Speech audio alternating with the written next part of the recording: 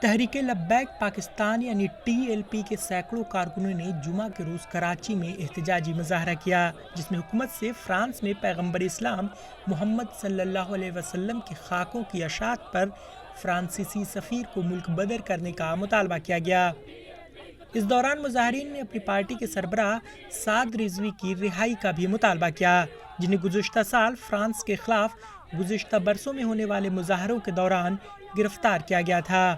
TLP کے ایک مقامی رہنما عدیل رضوی نے کہا کہ حکومت کو فرانسی سفیر کو ملک بدر کرنے کا اپنا وعدہ پورا کرنا چاہیے۔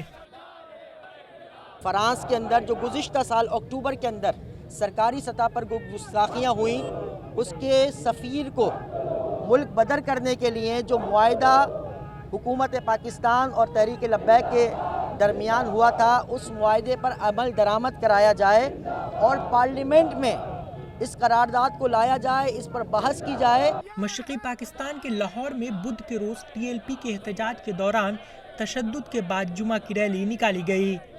بدھ کے روز پرتشدد احتجاج میں کم از کم 4 پولیس افسران اور 2 مظاہرین ہلاک ہوئے تھے اور کم از کم 253 افراد زخمی ہو گئے تھے۔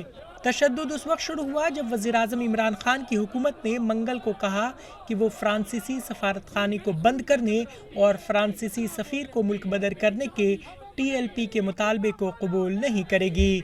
بدھ کو بھی وزیر اطلاعات فواد چودھری نے ایک نیوز کانفرنس میں کہا کہ رضوی کی TLP پارٹی کو اب ایک عسکریت پسند تنظیم سمجھا جائے گا۔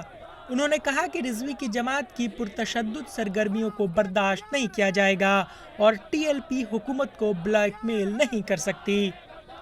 اکتوبر 2020 میں فرانسیسی صدر میکرون نے آزادی اظہار کے طور پر پیغمبر اسلام کے خاکوں کا دفاع کیا، تب TLP نے فرانسیسی سفیر کو ملک بدر کرنے کا مطالبہ کرنا شروع کیا۔ میکرون کے تبصرے اس وقت سامنے آئے جب ایک نوجوان مسلمان نے ایک فرانسیسی اسکول ٹیچر کا سر قلم کر دیا تھا، جس نے کلاس میں پیغمبر اسلام کے خاکے دکھائے تھے۔ Bureau report ETV Bharat. جو یار ہے